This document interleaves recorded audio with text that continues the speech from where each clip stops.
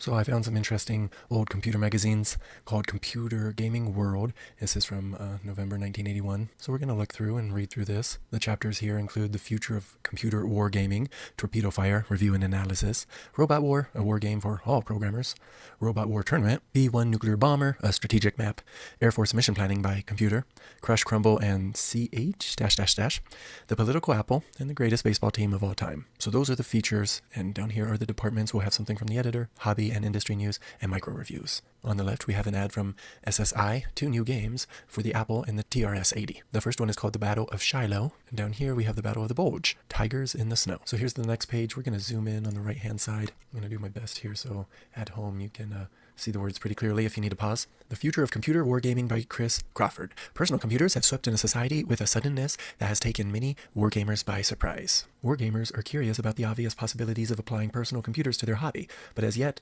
most have been reluctant to spend the $1,000 or $2,000 necessary for a personal computer. Right now, there aren't enough war games available for personal computers to justify the expense in the minds of most war gamers. However, everybody agrees that the future holds great promise of fabulous war game experiences. The questions bedeviling everybody in this marketplace concern the future availability of computer war games. Will there be an adequate quantity of war games available for personal computers? Will these war games be of high enough quality? What brands of computers will have the best selection of war games available for them? This last is a particularly important question for the consumer. For the buyer who picks the wrong computer will find himself passed up by the bandwagon, left with an expensive and useless computer. So you buy a computer for gaming only to find out that you chose the wrong computer, as the games you want to play aren't built for that computer. So 1981, everybody. I'll begin to answer these questions by addressing an almost universal misconception about computer wargames. Most wargamers feel that a good computer wargame will be just like a good board game, with the computer somehow making it better. The computer is viewed as a device for boosting the power of a wargame without really changing the game. Victims of this delusion see the wargame as defined by its incarnation in board games, and the computers as merely a variation of the standard. A similar miasma impeded the development of the automobile at the turn of the century. The automobile was seen as a horse-driven carriage with no horses, and an engine attached to the wheels. Indeed, it was called a horseless carriage.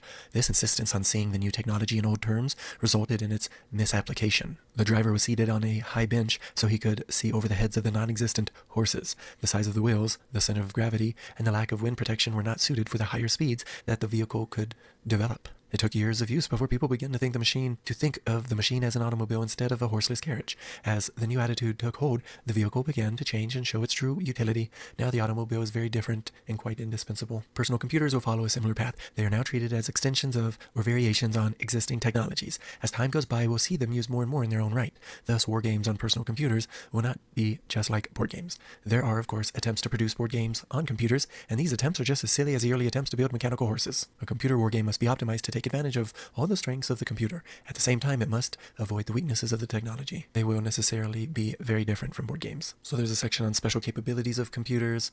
They will compare that to humans. This section is hardware. Is it powerful enough? You have all the big names of the day: Apple, Atari, PET, and TRS-80. The author's latest game, Eastern Front 1941, is evidence of what can be done. The game will run on a 16K Atari 400 with only a cassette.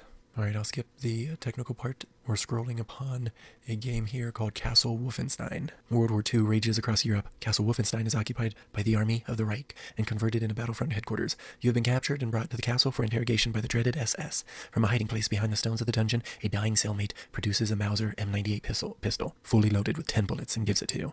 Your new mission: find the Nazi war plans and escape. Castle Wolfenstein, alive. In this section, they ask programmers, are they good enough? He says very few programmers in this business are bright enough to handle the task. So here's an interesting piece of art. Looks like a war game kind of board game with robot appendages coming down from the ceiling. And this part is kind of interesting because they talk about finance. Can the war game marketplace do this? And it's interesting to hear about the financial perspective of developing computer games.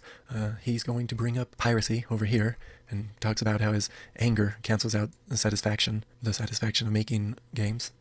And he says, you may not agree with this reasoning against piracy. Perhaps you feel that programmers are overpaid prima donnas. And he goes on to basically say, if you're not careful with privacy, the industry is going to be motivated to make them.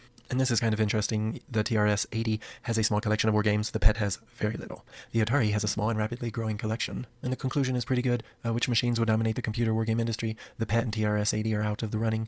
The Apple II dominates the market at present. However, the greater power of the Atari and its rapidly growing user base indicate that it will challenge and probably pass the Apple within a year or two. Okay, and as we read these magazines, I guess we can see if this person, Chris, is correct. It is inevitable that the Atari will, in its turn, be replaced by an even newer, even more powerful machine. It takes about 2 or 3 years from the introduction of a machine for the cottage software industry to produce an adequate stock of software. What is cottage software industry? So he ends by saying, this is as far as I would take you. Beyond this, you must draw your own conclusions. So once again, that was Chris Crawford. In the next video, I'll read the Torpedo Fire review and analysis by Bob Proctor.